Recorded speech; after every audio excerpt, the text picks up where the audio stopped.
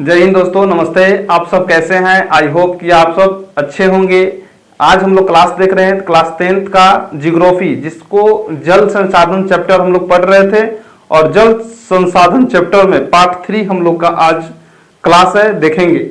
जल संसाधन का उपयोग, जल संसाधन यानी जल का उपयोग, जल संसाधन का उपयोग क्यों होता है, कैसे होता है, सभी चीज को देखेंगे। आखिर उसका आंकड़ा क्या था, पहले जल उपयोग हो रहे थे तो अधिक है या कम है, इस सब चीज को देखेंगे। भारत में जल जो था 1951 में प्रति व्यक्ति जो जल था, 1951 में जो था जल उपलब्धता थी 5177 घन मीटर। वही बात करेंगे 2001 में 1829 हो गया। देखेंगे 1951 में ज्यादा था, इतना था 5117 था, लेकिन 2001 में 1829 हो गया। यानी कि जल की जो आर्द्रता थी क्या हो गई, घट गई। यानी कि 2025 तक कह रहा है कि 2025 तक प्रति व्यक्ति का उपलब्धता हो जाएगा 1342। पहले था यहाँ 5177, फिर आपको 2001 में जब आजादी के समय था तो 5177। हमारा देश जब आजाद हुआ 15 अगस्त 1947 को, 47 के बाद जब आंकड़ा किया गया 1951 में, तो वहां जल था 5177। लेकिन वही 2001 में जनगणना किया गया तो वहां जल की संख्या जो हो गई, जल का जो प्रति व्यक्ति आय हो गया वो 1829 हो गया। अब कह रहा है कि 2025 में क्या होगा, तो देखेंगे पहले था उतना तो घट के आ गया, 2001 में इतना कम हो गया, और फिर 2025 में देखा जाए तो 1342 हो गया। यानी कि जल की आर्द्रता यानी जल की कमी हम लोग को आने वाला समय में बहुत ज्यादा हो जाएगी। ठीक है, क्यों? क्योंकि यहाँ की जनसंख्या बढ़ते जा रहा है, ठीक है ना, ये कारण। यानी कि 2025 तक प्रति व्यक्ति की जल की उपलब्धता जो होगी 1342 प्रति व्यक्ति आय हो जाएगा, घन मीटर की जाएगी। ठीक, इसका मुख्य कारण क्या है? आखिर जल जो है पहले अधिक था, अब कम, धीरे धीरे कम होते चला जा रहा है। आखिर कारण क्या है, तो यही देखेंगे कारण। इसका मुख्य कारण जो है कहेगा कि जल संसाधन का उपयोग जो था, आखिर क्यों कमी, पृथ्वी पर जल की कमी क्यों हो जा रही है, तो देखेंगे। इसका मुख्य कारण है जनसंख्या में बहुत तेजी से वृद्धि, और वृद्धि के कारण की गई मात्रा उसी अनुपात में नहीं बढ़ रही है। माने जनसंख्या जिस अनुसार से बढ़ रहा है उस अनुसार से पानी की मात्रा नहीं बढ़ पा रही है। संख्या तो बढ़ रहे हैं, तो संख्या जब बढ़ेंगे तो पानी का भी तो संख्या बढ़ेगा, लेकिन नहीं, ऐसा नहीं होता है। संख्या जब बढ़ेगा तो पानी की आर्द्रता क्या होती है, कम होते चली जाती है। जनसंख्या बढ़ेगा, पानी एक क्या है, सीमित समय की लिमिट होता है। तो वही चीज देखेंगे, जनसंख्या में बहुत तेजी से वृद्धि, और जनसंख्या वृद्धि के कारण की मात्रा उसी अनुपात में नहीं बढ़ रही है ना। यानी कि जिस तरीके से जनसंख्या बढ़ रही है उस अनुसार से क्या पानी बढ़ नहीं रही है, इसी कारण से क्या हो रहा है, कम हो रहा है। ठीक, जैसे मान लीजिए बैंक में अगर 10,000 रुपया रख दिया आपने, जैसे मान लीजिए किसी बैंक में 10,000 रुपया आप जाके जमा कर दिए हैं, और जाएं और रोज हर महीने अब जाकर 2-2 हजार रुपया निकालिएगा, तो बताएंगे क्या वहां पे जो 10,000 रुपया जमा किए थे वहां उतना पैसा रहेगा या उसमें से कम होते जाएगा? तो दिन प्रतिदिन क्या होगा, उसमें से कम होते जाएगा। इसी वैसे ही समझ लीजिए, हमारा जो पानी है वो पानी एक लिमिटेड मतलब समय अनुसार रखा गया है, और उसी के अनुसार जितना लोग जन्म ले रहे हैं उस सभी को पानी की आवश्यकता है। तो क्या वहां से पानी कम होगा कि अधिक होगा? पानी अधिक कम हो जाएगा। ठीक है, अब बात करेंगे, आगे देखेंगे। अब देखेंगे भूजल। ठीक उसी प्रकार भूजल जितने पानी है उससे ज्यादा निकाली तो भूजल का स्तर क्या हो जाएगा, नीचे हो जाएगा। देखिएगा, ये चापाकल है, सूख गया ना, चारों तरफ मिट्टी कटा कटा हो गया है, तो वही कारण है। बहुउद्देशीय नदी घाटी परियोजना क्या होता है? बहुउद्देशीय नदी घाटी परियोजना सर क्या होता है? तो यह परियोजना जिसमें नदी, वह परियोजना जिसमें नदी पर बांध बनाकर नदी के पानी का उपयोग एक साथ कई कामों के लिए किया जाता है, उसे बहुउद्देशीय नदी घाटी परियोजना कहते हैं। जैसे बहुउद्देशीय नदी घाटी परियोजना क्या है कि यह परियोजना है जिसमें नदी पर बांध, देखते हैं ना, नदी होती है, उसमें बांध बनाया जाता है, और बांध बनाकर और उस पानी का क्या किया जाता है, उपयोग किया जाता है। कहां कहां? तो खेत में छिड़काव करने के लिए, है ना, उसको माने बहुत ऐसा चीज है कि वहां से इलेक्ट्रिक भी बनता है। अगर वो चीज हो जाता है तो वहां से इलेक्ट्रिक भी बनेगा, कई कामों के लिए किया जाता है इसमें। इसी को बहुउद्देशीय नदी घाटी परियोजना कहते हैं। ठीक है, अब देखेंगे जैसे बात करेंगे, जैसे नदी घाटी परियोजना अगर होगी तो वहां हम लोग देखेंगे सिंचाई करने के लिए, यानी खेतों में जो पानी डालते हैं सिंचाई करने के लिए कहां से करेंगे? नदी में बांध अगर बनाया हुआ है तो उसमें निश्चित तौर पे पानी होगा, तो उससे क्या होगा? हमारे खेतों फसलों के लिए क्या होगा? सिंचाई करने में आ जाएगा। फिर बात करें बिजली उत्पादन, आप देखते होंगे ये सब किस में आएगा? तो नदी घाटी परियोजना में आ जाएगा। ठीक, अब देखेंगे बिजली उत्पादन। बिजली उत्पादन सर कैसे होते हैं? तो दोनों तरफ से बांध बनाया जाता है और यहां से एक तरह से ऐसे किया जाता है और इसी का पानी जो धार गिरता है वो पंखी पे गिरता है और पंखी पर गिरने के बजाय वो क्या करता है? पूरा इलेक्ट्रिक बनता है, यानी बिजली उत्पादन भी होता है। ये भी किसके कारण से? तो बहुउद्देशीय परियोजना की तरह पूछेगा कि बहुउद्देशीय नदी घाटी परियोजना का दो उपयोग बताएं, तो आप बता सकते हैं।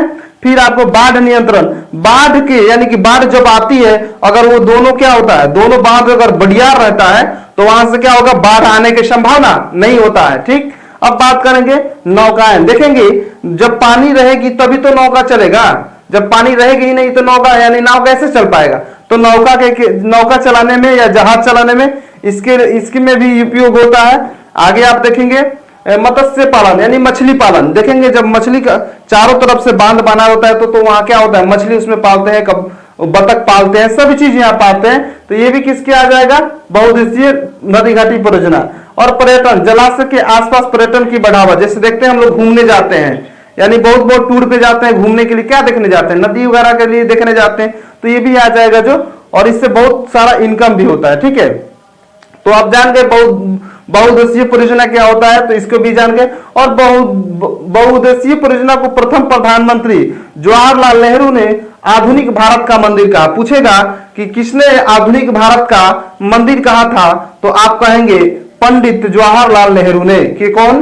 पंडित जवाहरलाल नेहरू ने आधुनिक भारत का मंदिर कहा था। किसको? बहु घाटी परियोजना को, नदी घाटी परियोजना को। ठीक, यहां तक कोई दिक्कत नहीं है मेरे दोस्त। अब आते हैं आगे। अब एक बहुत इंपॉर्टेंट चीज है जो इसको आप लोग याद कर लेना होगा। जैसे कह रहा है कि नदी घाटी परियोजना, ये नदी है, नदी घाटी परियोजना है, और ये नदी है जिस नदी पे है, और ये किस राज्य में पड़ता है, और उसी का ये फोटोज दिखाया गया है। तो आपसे पूछेगा भाखड़ा नांगल परियोजना किस नदी पे स्थित है? तो सतलज नदी पे स्थित है। भाखड़ा नांगल परियोजना किस नदी पे स्थित है? तो सतलज नदी पर। और कहां पड़ता है? तो हिमाचल प्रदेश और पंजाब में पड़ता है। हिमाचल प्रदेश पंजाब में पड़ता है। फिर दामोदर नदी घाटी परियोजना कहां है? तो दामोदर नदी पे है। और ये कहां है? तो झारखंड और पश्चिम बंगाल। ठीक है, झारखंड और पश्चिम बंगाल। ठीक है, यही देखेंगे जो बिजली वगैरह यहां से बन रहा है। हीराकुंड परियोजना महानदी पर है, कहां पे? तो उड़ीसा में। हीराकुंड परियोजना महानदी कहां पे? उड़ीसा में। चंबल घाटी परियोजना कहां है? तो चंबल नदी पे है, एमपी राजस्थान में पड़ता है। ठीक, फिर टिहरी बांध, टिहरी बांध कहां है जी? तो टिहरी बांध भागीरथी नदी कहां पे है? तो उत्तराखंड में है। ठीक है, फिर सरदार सरोवर परियोजना कहां पे है? तो नर्मदा नदी गुजरात में। ये सब सारी चीज से क्वेश्चन आपको पूछेगा, तुरंत यहीं पे बताएंगे आपको हम। यानी सोन नदी हमारा क्या है, जितने भी कंसेप्ट पढ़ाएंगे उसका ऑब्जेक्टिव सब्जेक्टिव सब यहीं पे कराकर ही छोड़ेंगे दोस्त। ठीक है, अब सोन नदी, सोन नदी कहां पे है? तो सोन नदी पे है कहां पे? तो बिहार में। सोन नदी बोला जाता है, सोनपुर जहां से निकलता है ना उसी को सोन नगरी बोलते हैं, सोन नगरी। ठीक है, और कोसी किस नदी पे है? तो कोसी नदी पर।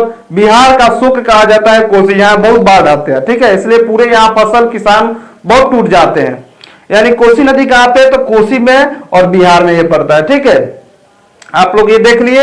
अब देख लिए इसको, यानी बिजली उत्पादन देखिए कैसे होता है, सिंचाई हम लोग खेतों में कैसे करते हैं, मछली पालन करते हैं ये भी, और पर्यटन देखे घूमने उमने जाते हैं वो रोड पे, और बिजली आपूर्ति जो होती है इसी से होती है। ठीक है, अब आते हैं सर दोस्तों मेरे क्वेश्चन पे। इतने सारे हमने बताया, अब आइए सर क्वेश्चन पे देखते हैं। ठीक है, अब आइए क्वेश्चन पे हम लोग देखेंगे। कह रहा है 1951 में भारत में प्रति व्यक्ति जल की उपलब्धता कितनी थी? तो 5177 थी, अभी हम लोग पढ़े थे। कितने थी? 5177 थी। 5177 थी जब 1951 में, यानी जब मेरा देश आजाद हुआ था उस वक्त जब जनगणना हुआ था तो प्रति व्यक्ति आय जो था किस चीज का, जल का, तो 5177 था। कितना था? 5177 घन मीटर था। याद रखेंगे 5177 घन मीटर था। आगे नेक्स्ट क्वेश्चन की बात करेंगे तो कह रहा है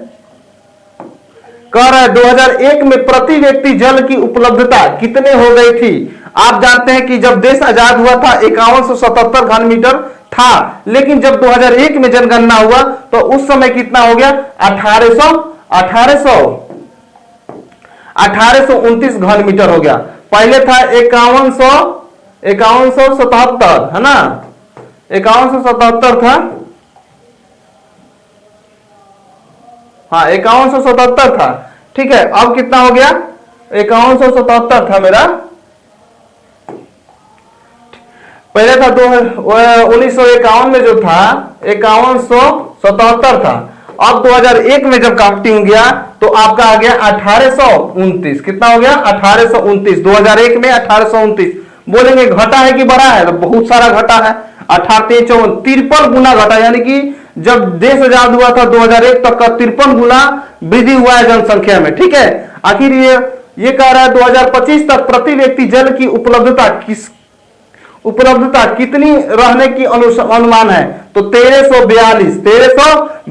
देख लीजिए कितनी जनसंख्या बढ़ रहा है, पानी की आर्द्रता कम हो रही है, ठीक है। अब बात करें आगे, प्रति व्यक्ति जल की उपलब्धता कम होने का मुख्य कारण क्या है? तो जनसंख्या में वृद्धि। क्या है मुख्य कारण? जनसंख्या में वृद्धि। याद रखेंगे, अभी तो हमने पढ़ाया ना, अभी हम लोग ने पढ़ाया।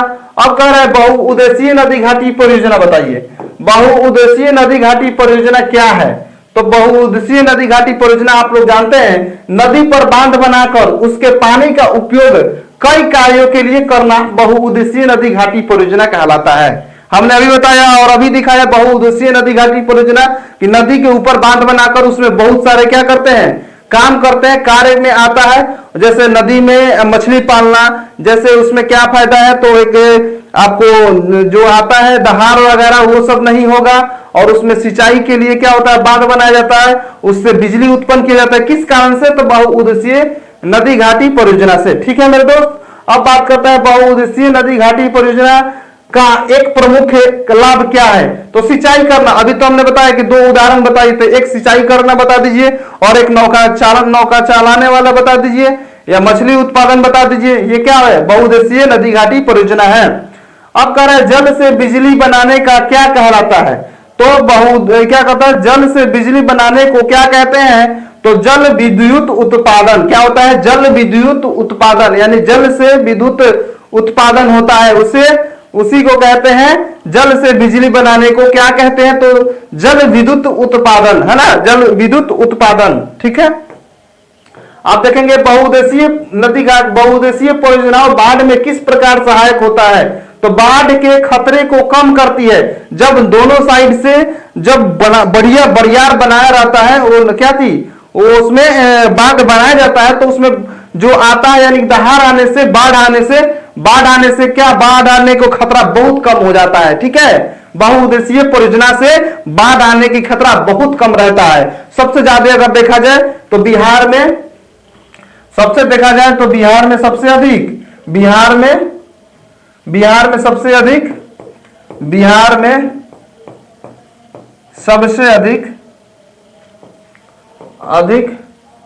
बाढ़ आती है,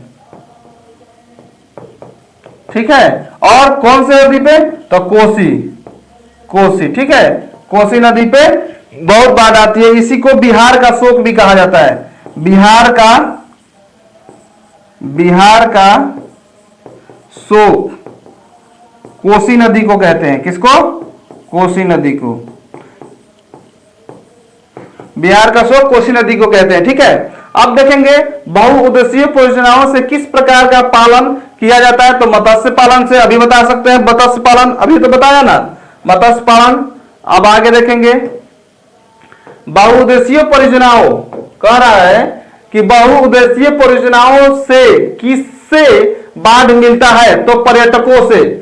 बाढ़ यानी बहुउद्देशीय परियोजनाओं से किससे बढ़ावा मिलता है? तो लोग देखते हैं बहुत सारे आते हैं और बोट पे क्या करते हैं, सेल्फी लेते हैं, वाइफ के साथ, गर्लफ्रेंड के साथ घूमने जाते हैं, नहाने जाते हैं, कहां पे, तो उसको बहुउद्देशीय परियोजना से लाभ जो होता है पर्यटकों से होता है। घूमने जो भी जाते हैं ना हम लोग, बहुत बड़े बड़े जाकर जाकर झील के किनारे बैठते हैं और फोटो खिंचवाते हैं ना, तो वो सब चीज से क्या होता है, पर्यटकों को फायदा, पर्यटकों से बढ़ावा मिलता है उसको। ठीक है, अब कह रहा है कि बहुउद्देशीय परियोजनाओं को आधुनिक भारत का मंदिर किसे कहा था, तो पंडित जवाहरलाल नेहरू ने कहा था। आधुनिक भारत का जो मंदिर कहा था, किसने कहा था, तो पंडित जवाहरलाल नेहरू, पंडित जवाहरलाल नेहरू ने कहा था।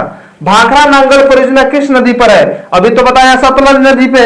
भाखड़ा नांगल परियोजना बांध जो है सतलज नदी पे है। कौन सा नदी पे, सतलज नदी पे। बोलिएगा एकदम लाइन बाय लाइन है कि नहीं, जितना पढ़े थे।